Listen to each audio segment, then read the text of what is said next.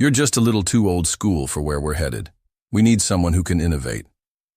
My name is Rick Donnelly. I'm 62 years old, and until this morning, I was the chief financial officer at Meridian Manufacturing for 15 years. I joined when we were a struggling family business with 3 small factories in Cincinnati. Now we're a publicly traded company with 18 plants across the Midwest.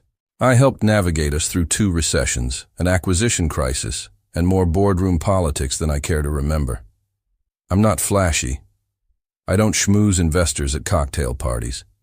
But the numbers were always right, the books were always clean, and we never missed a filing deadline on my watch. Then Travis Mercer arrived, 36 years old with his designer blazers and expensive sneakers. The board brought him in as CEO 3 months ago, and he swept through our offices like a tornado, talking about synergy and disruption and realigning vision. I knew what was coming the moment he scheduled our first one-on-one meeting. "The market's changing, Rick," he said today, leaning back in my chair, with his feet propped on my desk. "We need someone who speaks the language of modern finance." I said nothing, just nodded once and offered a tight-lipped handshake. "We're bringing in Zachary Hughes, 29, brilliant mind. Just did a TEDx talk on financial innovation that's getting real traction online." "I see," I said, my voice steady. "When's the transition?" Travis smiled, surprised by my calm. 2 weeks. We'll announce it at the next board meeting." I packed my personal items that afternoon, while everyone was in an all-hands meeting about our exciting new direction. 15 years in this office, and everything fit in a single cardboard box. Family photos, a commemorative coin from our IPO, the leather portfolio my wife Patricia gave me before she passed. On my way out, I noticed Bethany from accounts holding back tears by the elevator. She'd been with me since day one. "Don't worry," I told her. "It's all part of the cycle." What I didn't tell her was that I'd spent the last 6 months quietly documenting a series of questionable transactions that started appearing in our books shortly after Travis arrived, and grew more frequent after he mentioned bringing in his finance guru Zachary. I wasn't planning revenge. I was just doing my job, keeping the books clean, even on my way out. I grew up working in my father's hardware store in Covington, Kentucky, just across the river from Cincinnati. He taught me that numbers don't lie, even when people do. I put myself through college stocking shelves and balancing his books at night. When I graduated, I turned down bigger offers to stay local, working my way up through regional companies until Meridian's founder, Harold Phillips, called me personally in 2008. "I need someone who can keep us afloat through this recession," he said. "Someone who sleeps better when the books balance." For 10 years, Harold and I built Meridian into something solid. When he retired, the transition was smooth. The new CEO, Diana Wright, respected the systems we'd created. We disagreed sometimes, but she listened. We grew steadily, no flashy moves, just solid business practices and clean accounting. Then Diana retired, and the board wanted fresh energy. Enter Travis Mercer, with his Harvard MBA and stint at a Silicon Valley startup that had more buzz than profit. The first red flag appeared during his second week. He bypassed our procurement protocols to hire a marketing consultant, his former classmate, at 4 times our standard rate. When I questioned it, he smiled. "We're thinking bigger now, Rick. The old constraints don't apply." The second flag came when he restructured our reporting lines, so finance went through his new chief innovation officer before reaching him. The third was overhearing him tell someone on the phone that our books had a lot of outdated methodology that needed creative solutions. I started watching more closely. Small irregularities appeared. Vendor contracts with companies I couldn't properly vet. Consultancy fees without deliverables. Budget reallocations without department head signatures. My team noticed too. Kevin from Internal Audit stopped by one evening as I was reviewing the quarterly statements. "Something's off with the new tech investment tracking," he said quietly. "Numbers don't match from entry to report." "Document everything," I told him. "Just keep it factual." Patricia would have told me to make waves, stand up in a board meeting, go out with a bang. But cancer took her 3 years ago, and without her fire, I'd grown more methodical, more patient. So instead of confrontation, I kept detailed records, downloaded suspicious transactions, cross-referenced irregularities, all while maintaining the same calm demeanor in meetings, even as Travis brought in more of his people and pushed out mine. I wasn't being paranoid. The patterns were too consistent. Something bigger was happening, and it centered around this new finance wunderkind, Zachary Hughes. My final board meeting lasted exactly 22 minutes. There was no mention of my 15 years of service, no thank you speech, no plaque or watch. Just a line on the agenda that read, CFO Transition Update. Travis spoke about exciting new fiscal directions, while I sat silently at the far end of the table. The chairman, William Foster, couldn't quite meet my eyes. He'd been on the board when Harold hired me. Now he simply nodded along with Travis's presentation about how Zachary Hughes would revolutionize our approach to capital allocation. I'd hoped for at least some acknowledgement from William, some recognition of what we'd built together. Instead, the meeting moved briskly to the next agenda item, the new headquarters Travis wanted to build downtown. As everyone filed out, William paused briefly by my chair. "You've been an asset, Rick," he said, awkwardly patting my shoulder. "Best of luck." An asset, like a piece of equipment that had depreciated. I walked back to my office, Zachary's office now, to collect my box. Through the glass wall, I could see Travis showing him around, pointing at the graphs on my walls like they were ancient cave paintings. Bethany was waiting by my door, holding an envelope. "The accounting department took up a collection," she said, "for a proper send-off dinner." I thanked her, knowing I wouldn't use it. As she turned to leave, I asked, "Bethany, when did those invoices from Vertex Solutions start coming in?" She thought for a moment. "February, I think. Right after Mr. Mercer announced the Digital Transformation Initiative." February, 2 weeks before Travis first mentioned bringing in Zachary. That night, at home, I spread all my documentation across my dining room table. 6 months of suspicious transactions. Invoices for services never rendered. Foreign consulting fees without tax documentation. And most telling, shell vendors that all traced back to a holding company called Alpine Innovations, which had been registered just 3 days before Travis was announced as CEO. The pattern was clear now. Travis hadn't brought in Zachary because I was old school. He'd brought him in because they had a system, siphoning company funds through fake vendors and consultants, hiding it in complex digital transformation costs that were hard to question in today's business environment. They needed me gone because I asked too many questions, kept too close an eye on the details.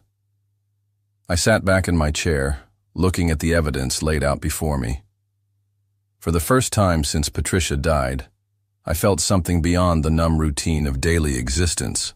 Not anger, exactly. Something colder, more focused. I opened my laptop and began organizing everything methodically. Cross-references, timelines, account trails. I wasn't going to confront Travis. I wasn't going to call an emergency board meeting or go to the press. That wasn't my style. No, I would do what I'd always done. Let the numbers tell the story. But this time, I'd make sure the right people were listening when they spoke. A week after my departure, I decided to reach out to William Foster directly. Despite his lukewarm goodbye, he'd always been fair. He deserved a chance to address this before it got worse. I called his office and left a message with his assistant. Just wanted to discuss some financial concerns from my final weeks. Nothing urgent, but worth reviewing. He called back the next day, his voice guarded. "Rick, good to hear from you. Travis mentioned you might reach out." My stomach tightened. "Did he?" "Yes. He said you were having trouble transitioning. Said you had some concerns about our new systems that Zachary already addressed. William, there are irregularities that predate Zachary's arrival. Significant ones." Silence on the line. Then, "Look, Rick, I understand this is difficult. 15 years is a long time, but the board has full confidence in Travis's vision, and Zachary has already streamlined several processes you flagged as problematic. That's not. I'm afraid I have another call. Perhaps we can catch up at the holiday party. I hear you're still on the invite list. Very generous of Travis, considering. Considering what? I wanted to ask, but William had already hung up. The next morning, I received an email from Meridian's legal department. The language was carefully neutral, but the message was clear. Any accusations of financial impropriety without substantial evidence could be considered defamatory. They kindly reminded me of my confidentiality agreement. They were closing ranks. Someone, Travis, obviously, had anticipated I might notice the discrepancies and had already poisoned the well. I decided to try another approach. Kevin from Internal Audit had been on my team for 8 years. If anyone else had noticed problems, it would be him. We met at a diner far from the office. Kevin looked nervous, constantly checking over his shoulder. "They promoted me," he said before I could even ask about the accounts. "New title, big raise. I'm now reporting directly to Zachary." "Congratulations," I said, keeping my tone even. "How's that working out?" Kevin stared at his coffee. "They've changed all the internal reporting systems. New software, new protocols. Zachary says it's more efficient." "And is it?" He looked up, his expression strained. "Rick, I can't. They had me sign additional NDAs. They're watching everyone who worked closely with you." "I see. They're saying things, Rick, about why you left." "What things?" Kevin lowered his voice. "That you were resistant to necessary changes. That you made mistakes in the last quarter's reporting that Zachary caught. Some people are even saying there were ethical concerns." My hands gripped my coffee mug so hard I thought it might break. They weren't just pushing me out. They were destroying my reputation to cover their tracks. "I should go," Kevin said, throwing cash on the table. "I've got a mortgage and twins starting college next year. I can't." "It's all right," I said, forcing a smile. "Take care of your family, Kevin." As he hurried out, I sat alone, processing what I'd learned. My options were dwindling. The board wouldn't listen. My former team was either bought off or scared silent. And now they were attacking my reputation, making it nearly impossible for me to raise concerns without looking like a disgruntled ex-employee. They thought they had me cornered, but they'd overlooked something important. I still had access to the audit server. During my final days, while everyone thought I was quietly cleaning out my office, I'd set up an emergency admin account, a standard practice for system transitions that no one had bothered to check. It wouldn't last forever, but it might be enough. That night, I used my emergency credentials to access Meridian's audit server. I suspected they'd eventually discover and remove the account, so I worked efficiently, following the money trails I'd already identified. What I found made my earlier suspicions seem quaint by comparison. Alpine Innovations wasn't just one holding company. It was a hub in a network of shell entities, all interconnected through a maze of transactions designed to hide their relationship. Some dated back to before Travis even joined Meridian, suggesting this wasn't an opportunistic theft. It was a planned infiltration. The more I dug, the clearer the picture became. Travis hadn't been hired despite his mediocre track record. He'd been installed. His previous company, the Silicon Valley startup with more buzz than profit, had been bankrolled by the same investment group that had recently gained 3 seats on Meridian's board, including the seat held by William Foster's nephew, Jacob, who'd joined 6 months ago. This wasn't just an executive skimming from the company. This was a coordinated attack on Meridian itself, a slow-motion asset strip disguised as modernization. I downloaded everything I could find, organizing it meticulously. By dawn, I had traced over $12 million that had been siphoned from various departments through falsified vendor contracts, inflated service agreements, and phantom consultancy fees. Exhausted, I made coffee and sat on my back porch, watching the sun rise over the Ohio River. Patricia and I had bought this house for the view. "Water calms your overthinking brain," she'd said. Now, I let the river's steady flow organize my thoughts. My initial instinct, to quietly alert the board, had been naive. This went deeper than Travis and Zachary. Some board members were likely complicit, which explained why they'd been so eager to replace Diana with an outsider when she retired. I needed to be smarter about this, more strategic. I spent the morning mapping connections between board members, Travis's previous associates, and the shell companies. By afternoon, I'd identified 3 board members who were likely unaware of the scheme. Elaine Morrison, a former manufacturing executive who joined the board after retiring from a competitor, David Patel, who represented our workers' pension fund, and Anthony Wilson, our oldest board member who rarely spoke but never missed a vote. I also discovered something I'd overlooked. Zachary Hughes had worked at Vertex Solutions, one of the shell vendors, 3 years ago. His name was buried in their incorporation documents as a founding partner, though he'd been removed from public-facing materials before being hired at Meridian. As I compiled this information, my phone rang. The number was blocked, but I answered anyway. "Is this Richard Donnelly?" a woman's voice asked. "Speaking." "My name is Vanessa Taylor. I'm with the Securities and Exchange Commission's Enforcement Division." My heart stopped momentarily. "We've received an anonymous tip about potential financial improprieties at Meridian Manufacturing involving its new leadership team. The information provided suggested you might have relevant knowledge." I chose my words carefully. "I recently left my position as CFO after 15 years. Yes, we're aware. Would you be willing to meet informally to discuss certain transactions that occurred over the past 6 months?" "Who else knows you're calling me?" I asked. "No one outside my immediate team. This is preliminary fact-finding, not a formal investigation, yet." I considered my options. Going to the SEC directly would make this very public, very quickly. Meridian's stock would plummet. Thousands of employees, people like Bethany and Kevin, could be affected if the company collapsed under a scandal. But someone had already tipped off the SEC. The clock was ticking. "I'll need some time," I said finally. "Time for what, Mr. Donnelly?" "To make sure I get this right."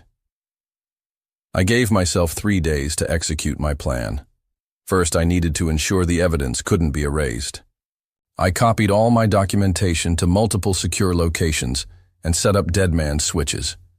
If I didn't enter a code every 48 hours, the full package would automatically send to the SEC, the Department of Justice, and 3 financial journalists I respected. Next, I carefully drafted emails to the 3 board members I believed were uninvolved: Elaine, David, and Anthony. I didn't accuse anyone directly. Instead, I framed it as concerning patterns I noticed before my departure, and included just enough evidence to raise serious questions without overwhelming them with details. I scheduled these to send automatically in 2 days. The most delicate part came next. I contacted Bethany, asking if she could meet me for coffee. She agreed immediately. "They're gutting your whole department," she told me when we met, her voice barely above a whisper. "Zachary says we're consolidating financial operations, but half the team has gotten reassignment notices, and the other half is being reviewed." "Including you?" She nodded, blinking back tears. 22 years at Meridian, and suddenly I'm told my position is redundant. I've got 6 weeks to find another role internally, or... I waited while she composed herself. "Bethany, do you remember that audit protocol we established after the Jackson acquisition? The one with the separate verification pathway?" She frowned, then understanding dawned. "The parallel audit trail.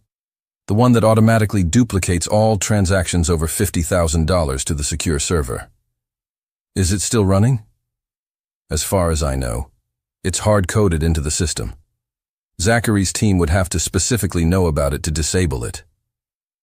I nodded, relief washing over me. "And who has access to those records now?" "Just the senior auditing team. And I guess Zachary, since he's CFO. What about the backup archiving? Is that still sent to Iron Mountain on the 1st of each month?" She thought for a moment. Yes, that's automated too. The October backup would have gone out last week. Perfect. Even if Travis and Zachary discovered what I was doing and tried to alter the records, the originals would already be safely preserved off-site. Bethany, I'm going to ask you something important, and you can absolutely say no. I slid a sealed envelope across the table. Inside is a formal letter detailing specific financial concerns that, as a senior accounting manager, you're obligated to report to internal audit. It references only information you would have legitimate access to in your role. If you submit this, they legally cannot retaliate against you without triggering whistleblower protections. Her hand trembled as she took the envelope. Is this why they're really pushing me out? Because I might notice these things? Probably. And if I submit this, it creates an official internal record that can't be ignored. It forces internal audit to investigate specific transactions, the same ones I've documented elsewhere. Bethany squared her shoulders. When? Tomorrow morning would be ideal. On my way home, I made 2 more stops. First, to a notary public, where I signed and authenticated a detailed affidavit about everything I'd discovered. Then, to my lawyer's office, where I left sealed instructions to be opened if anything happened to me. That evening, I received a text message from Kevin. Z asking lots of questions about old audit protocols. Seems nervous. Watch yourself. They were starting to realize their mistake. They'd been so focused on pushing me out that they'd overlooked what I might have already documented. The pieces were in place. Now I just had to wait. 6 weeks after my departure, everything detonated simultaneously. The internal audit triggered by Bethany's formal complaint reached Zachary's desk the same morning that my detailed emails reached the 3 uninvolved board members. By noon, Elaine Morrison had called an emergency board meeting, using her authority as audit committee chair. I wasn't there, but Bethany texted me updates throughout the day. Board meeting started at 2, Travis looking pale. Z just got escorted to a conference room with legal. Outside auditors arrived, taking over main conference room. By evening, the news had broken internally. Meridian was under investigation for financial irregularities. All executives who had joined under Travis's tenure were placed on administrative leave pending a full forensic audit. I turned off my phone and took a long walk along the river, watching the Cincinnati skyline light up as darkness fell. For the first time in months, I felt my shoulders relax. The next morning I received 3 missed calls, from William Foster, from Travis, and from Jacob Foster. I ignored them all. Instead, I answered a call from Anthony Wilson, our oldest board member. 15 years of clean books, he said, his voice gravelly with age. No scandals, no restatements, no missed filings. I should have spoken up when they pushed you out. You're speaking up now, Anthony. That's what matters. The board has appointed me acting chairman while we sort through this mess. William and Jacob have resigned, along with 2 others. We've terminated Travis and Zachary for cause. I said nothing. We'd like you to come back, Rick. Just temporarily, to help the forensic team and stabilize things. I watched a barge slowly making its way down the Ohio, steady and purposeful. I'll help with the investigation, I said finally, but I won't be coming back permanently. May I ask why? Because Meridian needs someone who can innovate, I said, allowing myself a small smile. I'm just a little too old school. 3 months later, I sat on my new deck in Asheville, North Carolina, watching the sun set behind the Blue Ridge Mountains. My cabin wasn't large, just 2 bedrooms and an office, but the view made up for it. The investigation at Meridian had uncovered exactly what I'd suspected, a coordinated scheme to extract value through fraudulent contracts and artificial costs. Travis, Zachary, and several board members now faced federal charges for securities fraud and embezzlement. I'd spent 6 weeks helping the forensic accountants unravel everything, then packed up my Cincinnati house and headed for the mountains Patricia and I had always talked about retiring to. The settlement Meridian offered for my consulting services during the investigation was generous, enough to buy this cabin outright and still have plenty left over. I'd been clear with them. No public statements, No press conferences. No dramatic returns. That wasn't my style. My phone buzzed with a text from Bethany. Got the promotion to Director of Accounting. The new CEO wants to rebuild the department properly. I smiled and typed back, well deserved. Always keep a parallel audit trail. My lawyer had called yesterday with news that the SEC was closing its case against Meridian after the company agreed to governance reforms and financial penalties that pointedly excluded punishment for shareholders and regular employees. The right outcome. As darkness settled over the mountains, I opened the leather portfolio Patricia had given me years ago. Inside was the last photo we'd taken together, at the lake house the summer before her diagnosis. You were right, I said to her smiling face. I should have made more time for views like this. Tomorrow, I'd drive into town and meet with the director of a local nonprofit who needed help organizing their finances.